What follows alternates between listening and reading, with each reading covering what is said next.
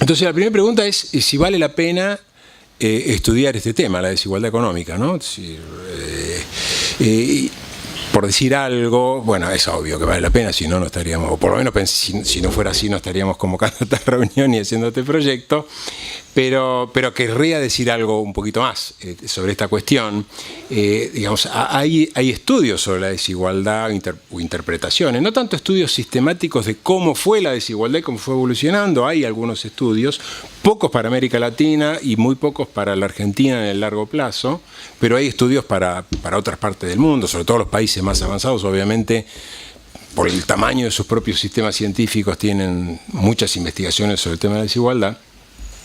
Y hay una tradición de estudios sobre la desigualdad, por decir algo, y viendo acá una especie de retrato de Carlos Marx en la persona de Nicolás, es evidente que Carlos Marx fue uno de quienes trató el tema de la desigualdad, digamos, con cierto detalle, y digamos que su estudio sobre el desarrollo del capitalismo, el tema de la desigualdad es un tema central, ¿no es cierto?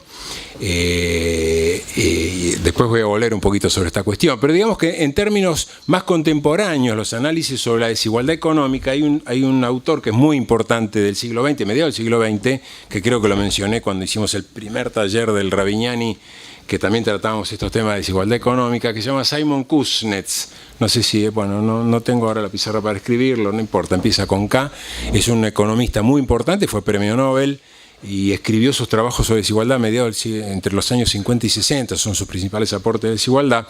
Y en realidad lo que Kuznets señalaba, él hizo estudios sobre la evolución de la desigualdad esencialmente en Inglaterra y en los Estados Unidos, tomando siglo XIX y siglo XX, y él veía que en el siglo XIX pasaba más o menos lo que Marx de alguna manera estaba planteando en sus estudios sobre el desarrollo del capitalismo, es una creciente desigualdad, pero en lo que sus estudios no estaban de acuerdo con lo que había señalado Marx, es que en algún momento esa desigualdad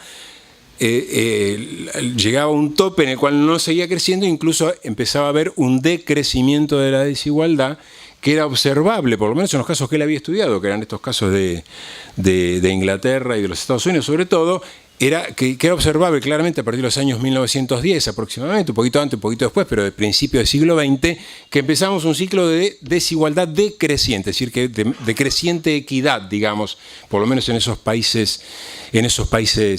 más desarrollados. Y por lo tanto bueno, obviamente que Kuznets no solamente mostraba esa curva, sino que trataba de explicarla, y no tengo tiempo de meterme en las explicaciones que daba Kuznets sobre el tema de la evolución de la desigualdad, por qué crecía en un momento y por qué empezó a decrecer en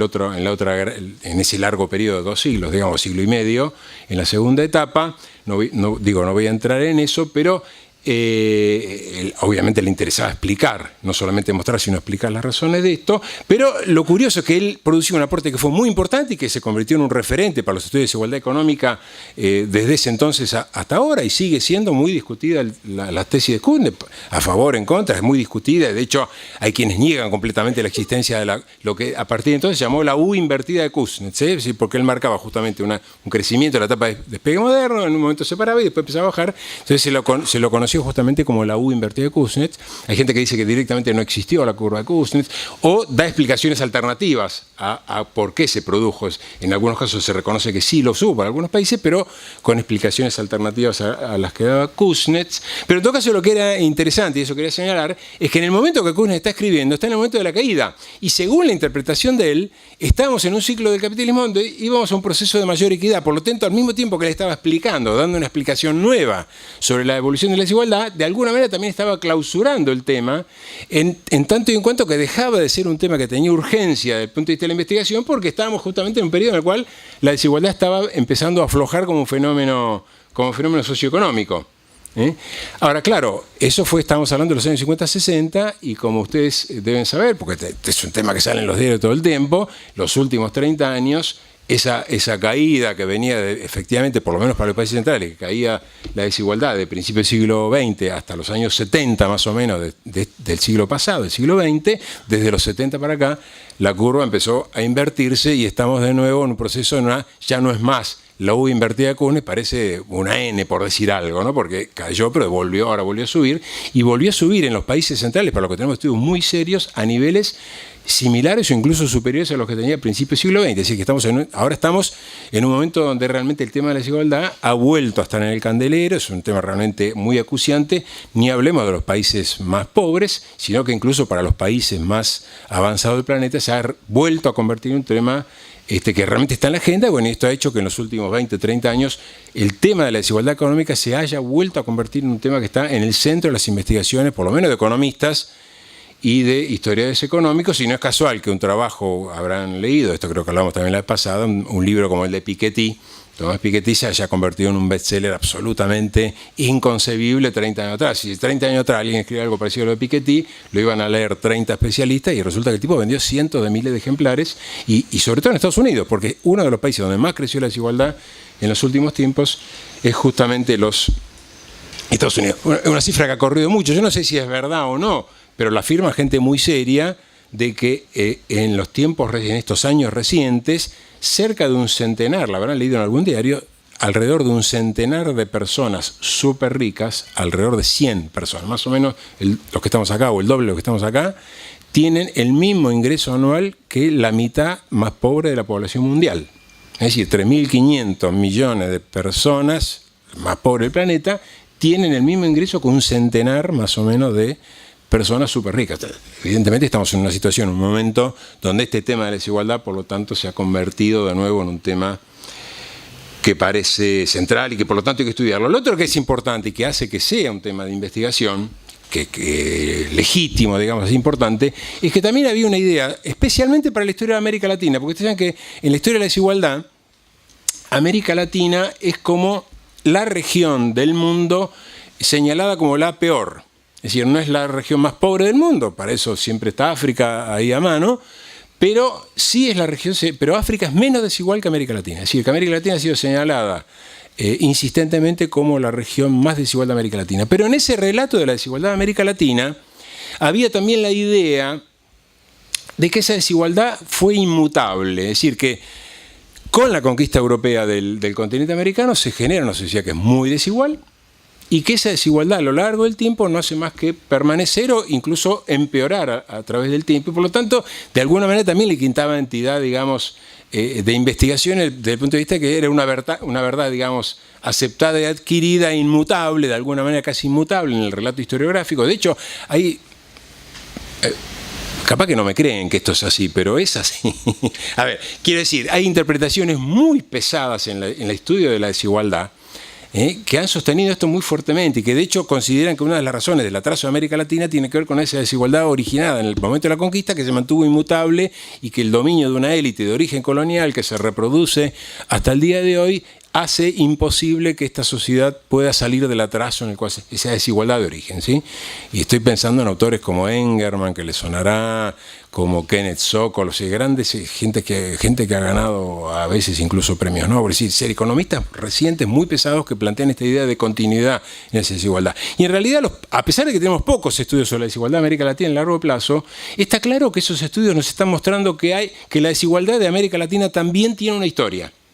Es decir, que la desigualdad, en primer lugar, no es igual en todos lados, sino que hay niveles muy diversos de desigualdad en las propias regiones de América Latina y aún adentro de cada uno de sus países, y que a su vez esa desigualdad tiene una historia. Es decir, que en la evolución en el tiempo no siempre es en el mismo sentido, que hay momentos de creciente desigualdad y momentos de decreciente desigualdad, y por lo tanto eso convierte esto en un tema muy importante de estudiar, porque no solamente tenemos que reconstruir esos ciclos para nuestras sociedades, es decir,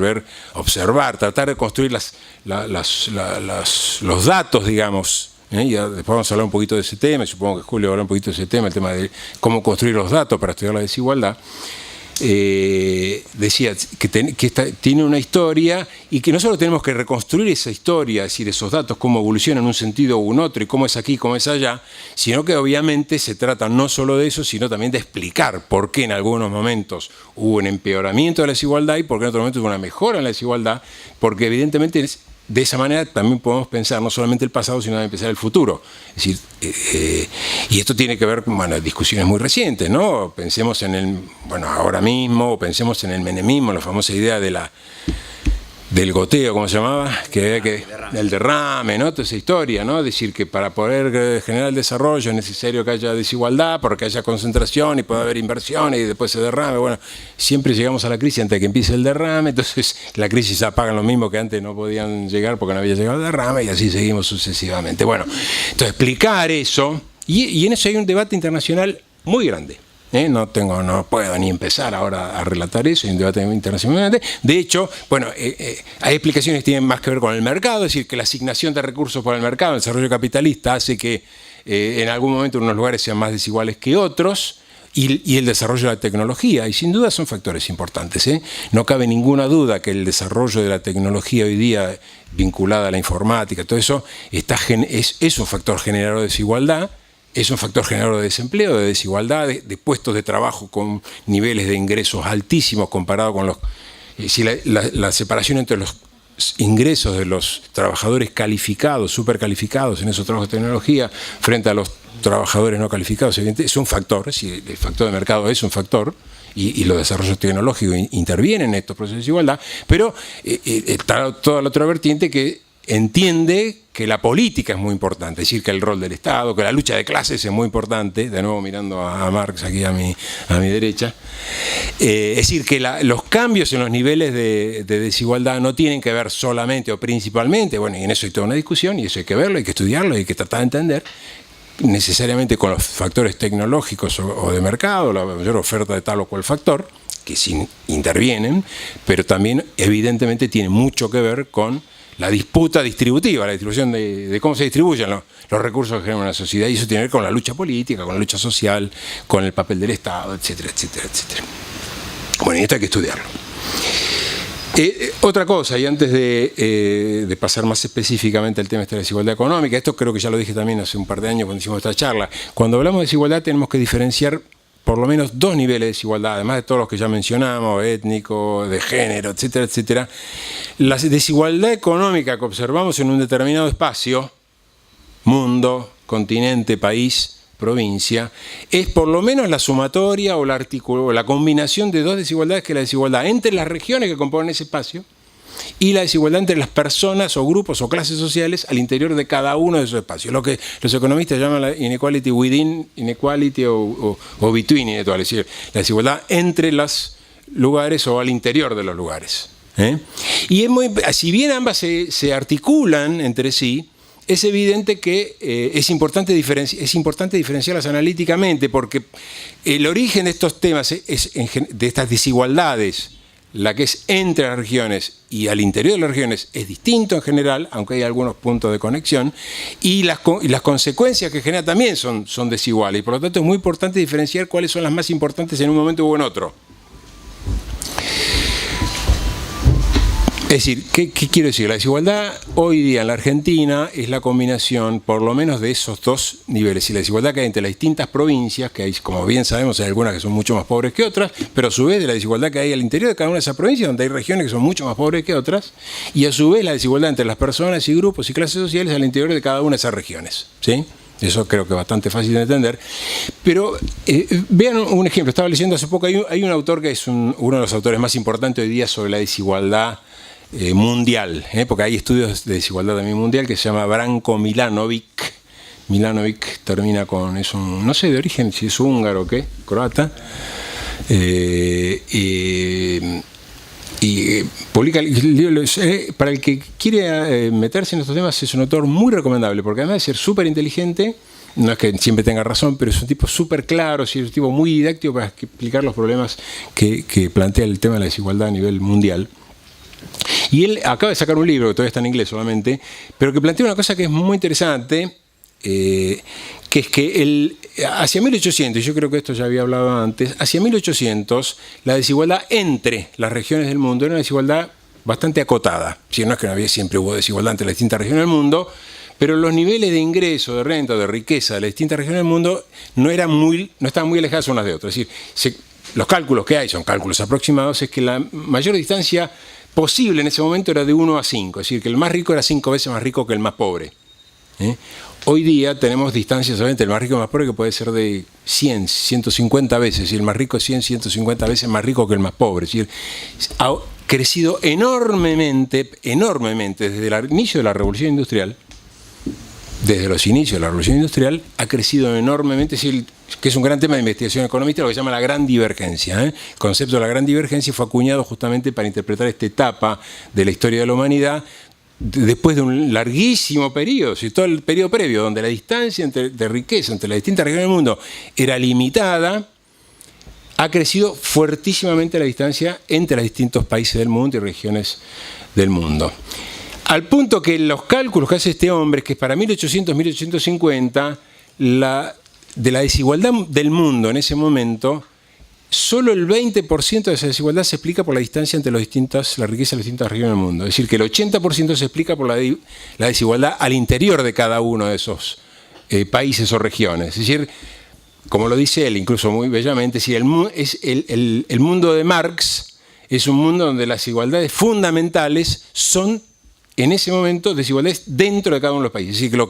que está en disputa en ese momento esencialmente es cómo se distribuye la riqueza, los ingresos dentro de cada uno de esos países y no tanto entre los distintos países. En cambio, a partir de ese momento, no es que desaparezca para nada la desigualdad al interior de cada uno de esos países, pero crece tanto la desigualdad y la distancia entre los distintos países del mundo que hoy día es exactamente al revés. Hoy día la desigualdad global, el Gini, digamos, que es el indicador, ¿no? El Gini que tiene hoy el mundo, la desigualdad tomando a todo el mundo, hoy es al revés. Es decir, solo el 20% de esa desigualdad global,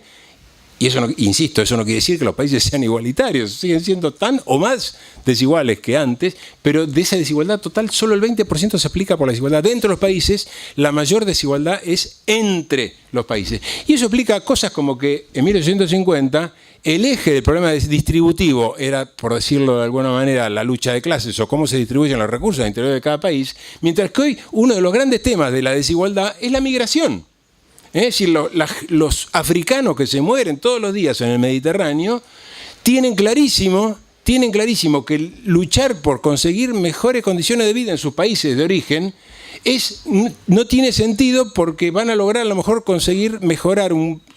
después de matarse seguramente a los tiros con los dirigentes de esos países, conseguirán un 20%, 50%, un 100% de mejora en sus condiciones de vida, que es infinitamente inferior a las condiciones de vida que conseguirán en cualquier país de Europa trabajando con el peor salario de esos países europeos. Es decir, el peor salario de los países europeos es para ellos una mejor salida, y por eso se mueren en el Mediterráneo como se mueren. Es decir, que tiene problemas de orígenes distintos y por lo tanto plantea problemas políticos de solución de esos problemas que son bastante distintos. Esto no quiere decir que no haya que hacer, no estoy invocando de nuevo que no haya que luchar por la distribución de la riqueza, el ingreso, ¿no? Por favor, y que quede grabado, que no hay que luchar por la distribución de los recursos. Pero este es un problema esencialmente de los países de ingresos altos o medios, porque en los países más pobres del planeta no es un problema. Es decir, que la solución para los pobres de los países más pobres del planeta, que son unos cuantos, el problema es esencialmente la migración, hoy día, el problema que se plantea como problema político esencial. Todo esto que es tan importante de estudiar, se puede estudiar, porque claro, ¿por qué hay pocos estudios de desigualdad en largo plazo? Porque no es fácil estudiar la desigualdad económica en el largo plazo. Los estudios más serios y más sostenibles, digamos, no sé si la palabra es correcta, sostenibles, son estudios para periodos muy recientes, desde que se empezaron a hacer lo que llaman las encuestas, las EPH, las encuestas permanentes de hogares, donde tenemos la información casa por casa de lo que se trabaja, se ingresa, la composición de la familia, etcétera, que permite entonces llegar a resultados muy seguros, o bastante seguros, digamos, ¿cómo se llama? El INDEC mediante, ¿no? Pero digamos que son relativamente seguros para estudiar la desigualdad. De ahí para atrás tenemos problemas, porque no es fácil encontrar las fuentes, pero las hay. Obviamente, si no, nos estaríamos planteando el proyecto. Iba a hacer un pequeño desarrollo de eso, pero supongo que Julio va a hablar de eso, así que creo que me paro aquí y le cedo la palabra a Julio para ver un poquito cómo entonces tenemos o podemos intentar estudiar la desigualdad.